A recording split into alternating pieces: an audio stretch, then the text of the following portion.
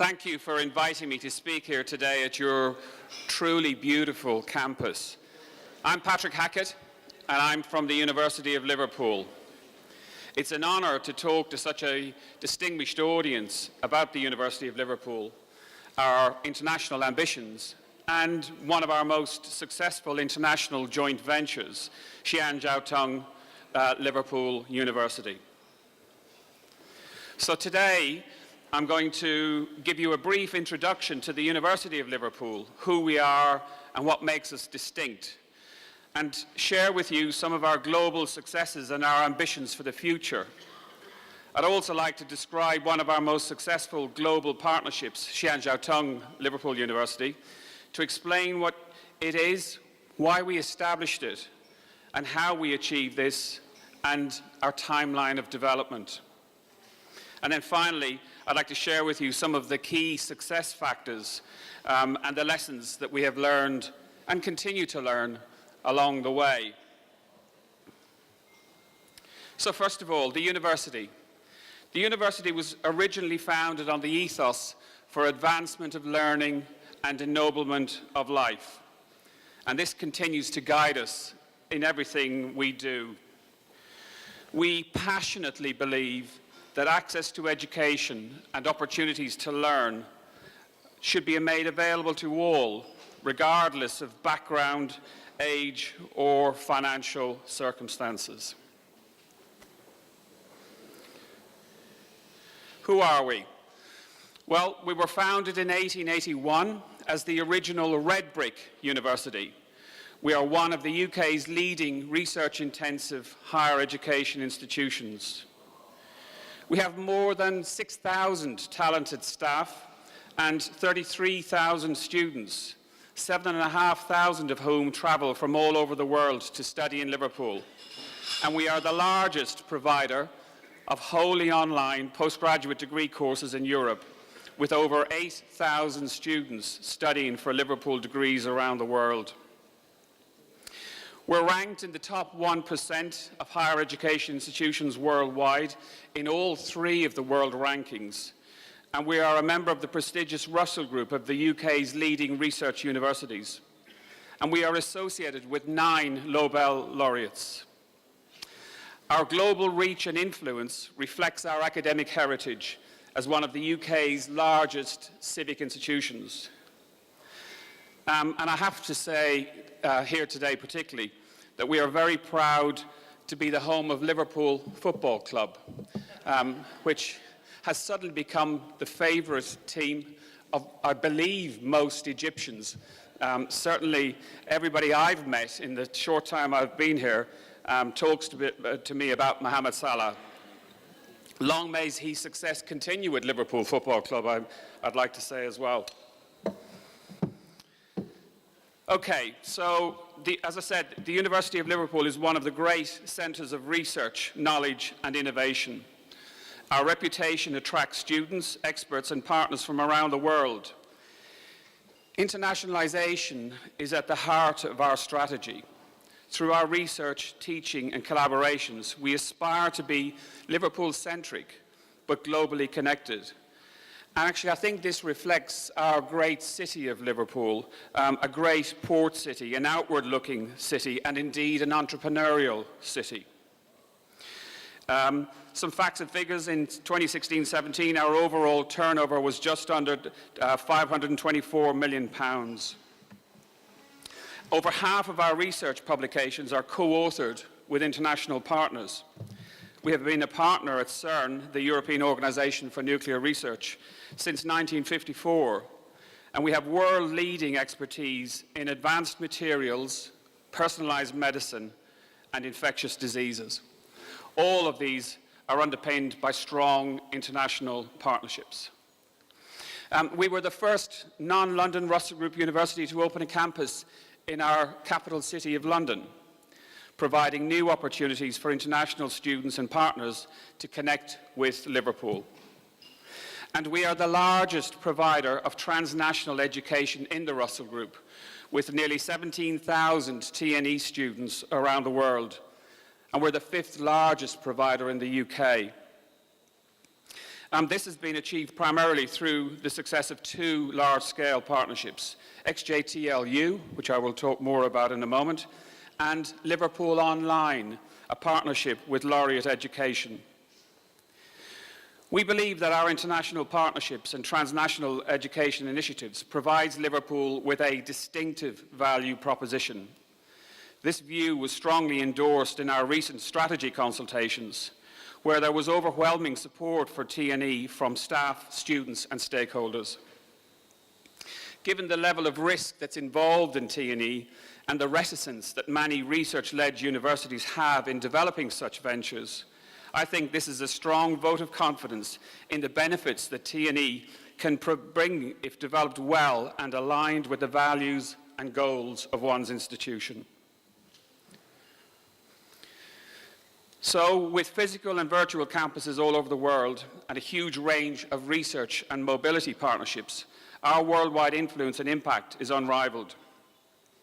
As Europe's largest provider of online degrees through our partnership with Laureate, we offer 42 wholly online postgraduate degrees and doctoral programs in a flexible, international and collaborative learning environment aimed at helping global working professionals to enhance their career prospects. More than 8,000 students from over 160 countries study online, enjoying a flexible but challenging and engaging mode of study that provides them with the knowledge and skills to achieve immediate professional impact.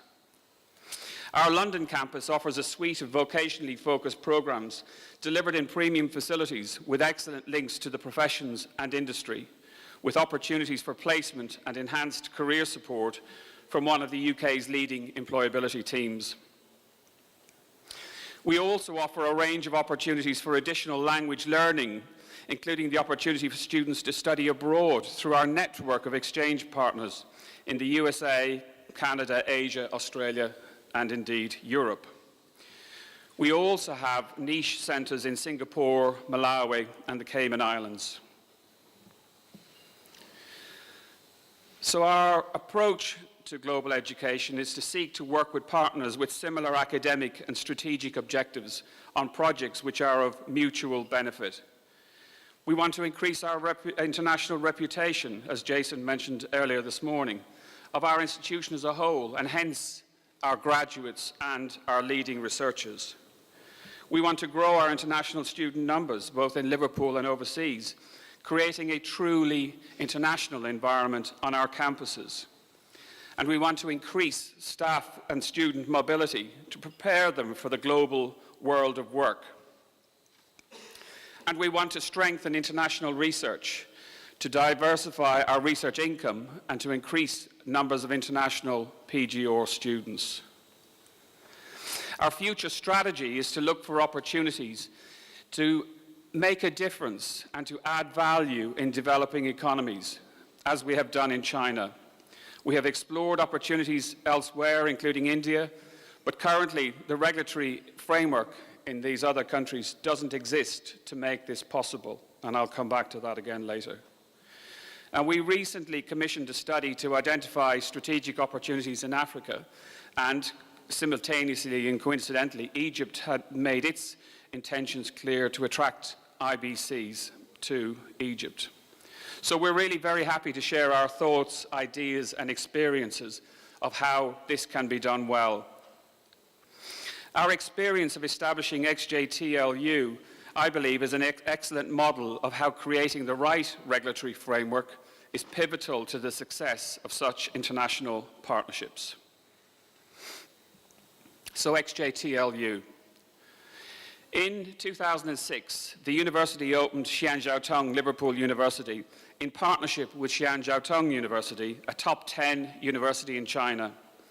XJTLU has been a phenomenal success and has grown rapidly since it was established, and within 10 years had over 10,000 students studying subjects including computing, maths, engineering, architecture, biological and chemical sciences, business, civic design, and indeed we're about to open a film and TV school next year. There are currently 3,000 undergraduates from XJTLU completing part of their degree in Liverpool, bringing a fantastic international flavor to our campus.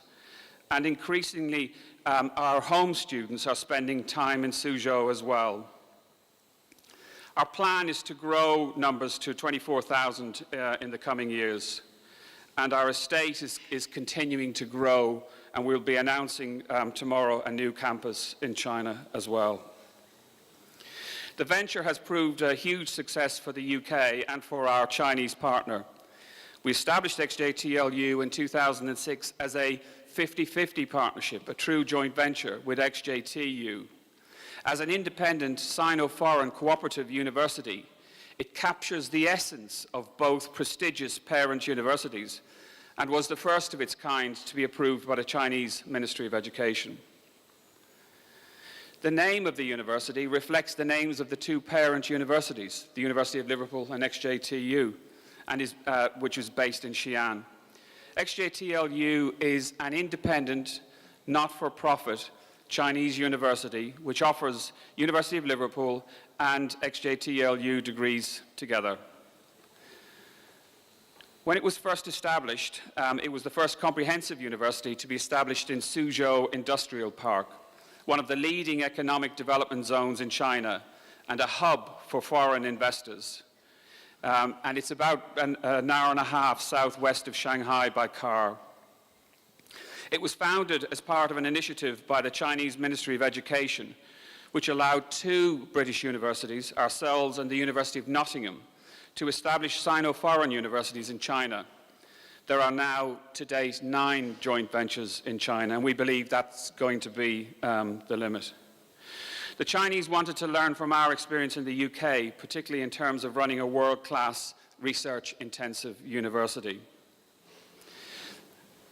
It was established as a comprehensive university from the very outset and offered degrees at both undergraduate and postgraduate level. Students can remain at XJTLU for the whole of the 4-year course, or they can choose to transfer at the end of their second year and complete their final 2 years in Liverpool. At undergraduate level, students receive a dual degree, a Chinese degree awarded by XJTLU and a UK degree by the University of Liverpool.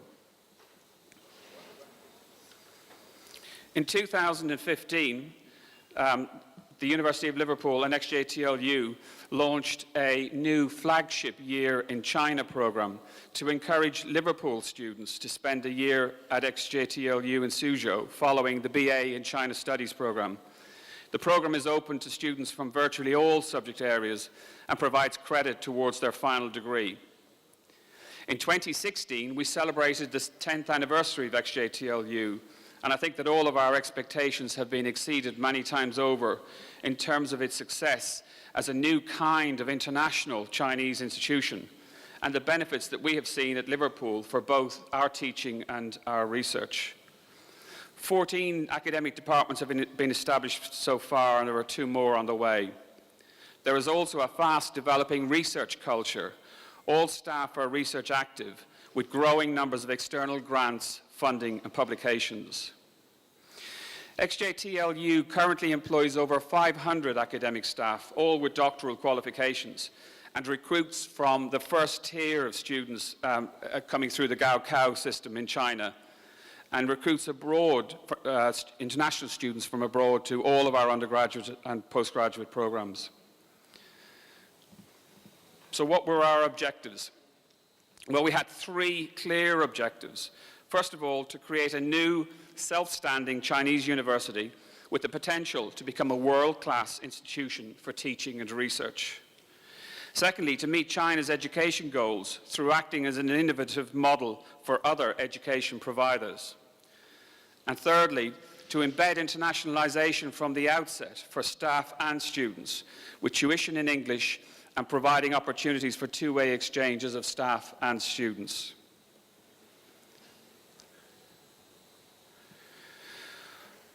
But why did we seek to set up XJTLU, and what were the benefits and the motivations? Well, first of all, the project was to help meet the educational goals of the Chinese government, as I've said already, and to act as an innovative model for other Chinese educational institutions. Secondly, the support of the Chinese government, both regulatory and financial, as well as our long-standing relationship with XJTU, gave us the confidence that we could develop a very high-quality, comprehensive university which would bring together the best of the UK and Chinese approaches for teaching and for research. It would also help us deliver highly skilled graduates that are beneficial for the Chinese economy. And we had a long-standing partnership with XJTU, which had been delivering mutual benefit for some considerable time. There are a whole series of reasons why it is advantageous for UK universities to develop TNE in collaboration with partners. On the UK side, it offers access to new markets and opportunities through our mission to widen access.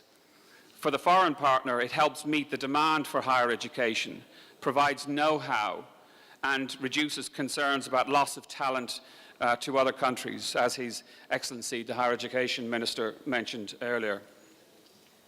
We recognized back at the outset the growing importance of China in the world for both teaching and research, and that we had the appetite for the development of a large-scale international project.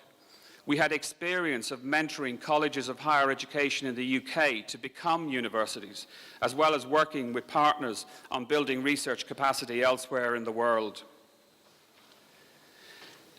In terms of the benefits, the University of Liverpool is currently the top recruiter of Chinese students in the UK. The students are highly qualified, motivated, and contribute enormously to the student body at Liverpool. Over time, we expect that more students will choose to remain in China for the full program of their study. We see this as a very positive development, a natural evolution of our partnership with XJTLU. We have also started to increase the number of UK students spending time in Suzhou, something we wanted to do from the start, but it has taken time and investment to get this right. Currently, we have 32 students on short-term study abroad, and a further 37 have enrolled on our flagship program, which was introduced this year. Students from any subject area can now spend a year in Suzhou, gaining credit towards their final year. And we hope that these numbers will continue to grow to number in the hundreds in the years to come. The reputation gained for Liverpool has also been very significant. We have gained a lot of credibility with the Chinese government as a result of the decision to develop an institution which is part of the Chinese system rather than the UK. We also receive a lot of approaches from other countries as a result of the success of XJTLU. And whilst it is not easy to replicate the model, we are very pleased that governments and investors from around the world have a high level of confidence in the University of Liverpool. And finally, staff at Liverpool are extremely proud of our association with XJTLU, and at an institutional level, it has helped us to develop unique capabilities in terms of large-scale project development and delivery. So a little bit about the how. As I've said, XJTLU is an independent university. And whilst we were heavily involved in setting up the systems, programs, recruitment, etc. in the development phase, we are now at a very different point in our relationship, where the balance of responsibilities is very different to what it was. In navigating this transition, the governance arrangements were extremely important, and we have invested heavily in making the partnership dynamics work. This can be a challenge when both institutions are located so far away with different expectations and cultures. So how did we achieve this? As I've said, the governance structures are very important. The board of directors includes the president of XJTU as chair and the Liverpool vice-chancellor as vice-chair. We have equal members on the board from Liverpool and from XJTU.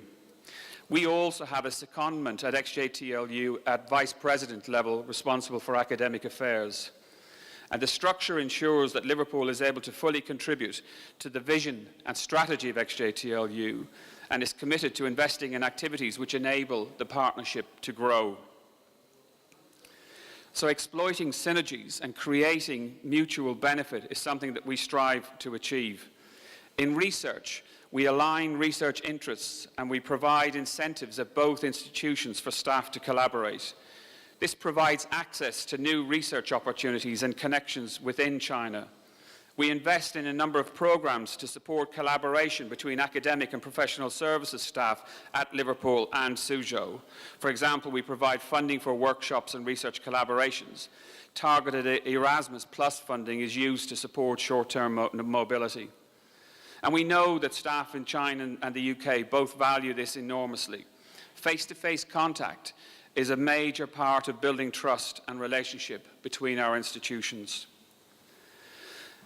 As we continue to increase our global campuses and partnerships, we aspire to create greater connectivity between them. We have started to do this through our new campus in London, which is extremely popular with our Chinese students who wish to experience new parts of the UK and to build links with the professions that are based in London. Similarly, for our academics, many of our global meetings are starting to take place in London, and we hope that these opportunities, as well as our partnership with XJTLU, will continue to develop and thrive.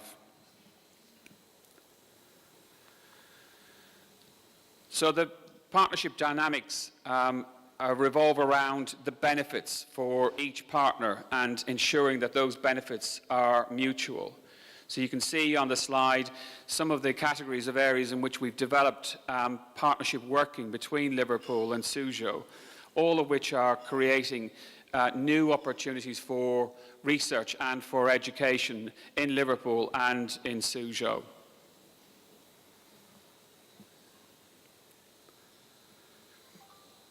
So now you can see the timeline for development, a 15-year timeline of how XJTLU was established and how student numbers have grown in that period.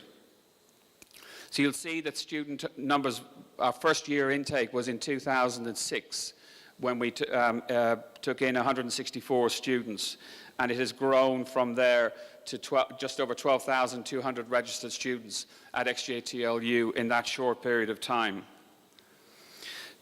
We as a university first visited XJTU in 2003, and within 3 years an agreement with XJTU was signed, an application was submitted to and approved by the Chinese Ministry of Education, a license was granted by the Ministry of Education to recruit students, and the first cohort of students were recruited and began their studies at XJTLU. That might seem like a long time, 3 years, but looking back on it, actually there was a great deal to be achieved because it was one of the first of its kind. And as Jason mentioned earlier this morning, sometimes you have to learn things new every time you develop each stage of the partnership. In 2008, the first cohort of students articulated to Liverpool to complete the final 2 years of their studies. And the numbers of students articulating to Liverpool has grown steadily over the last 10 years, with just under 1,800 coming to Liverpool this year. In 2010, the Chinese government awarded XJTLU its own degree awarding powers, which is unique in China. And in August 2010, the first cohort of students graduated. In September 2011, the first cohort of master's students started their studies in Suzhou. And we celebrated 10 years of XJTLU in 2016.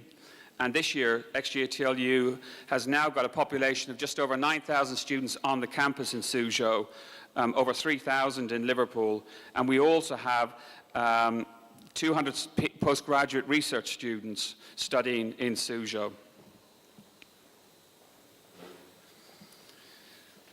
I just want to finish by talking a bit about some of the key success factors for us. It goes without saying that establishing ventures of this type is a major undertaking.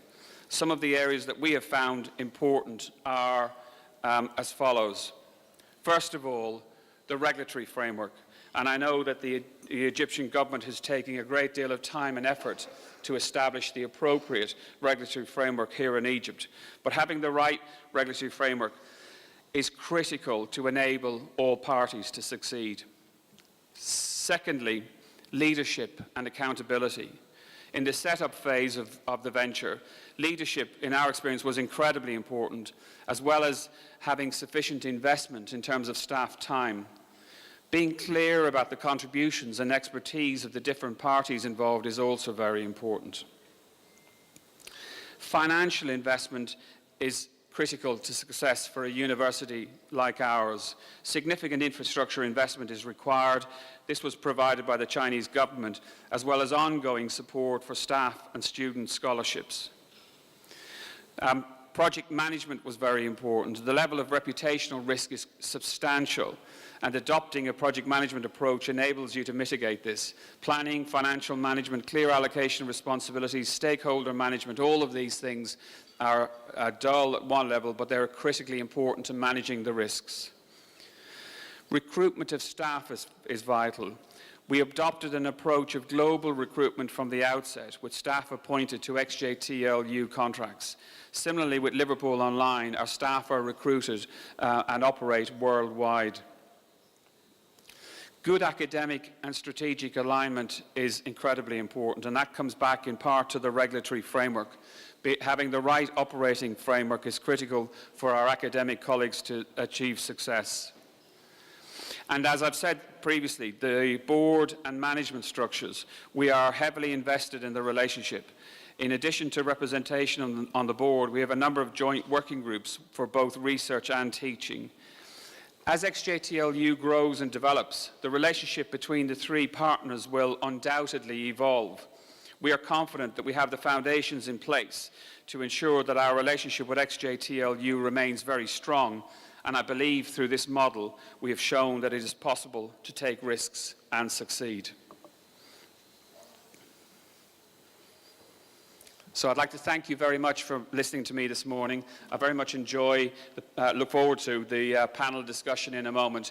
And I wish Egypt and all of you very well in establishing IBCs here in Egypt in the near future, or the very near future, according to the Minister.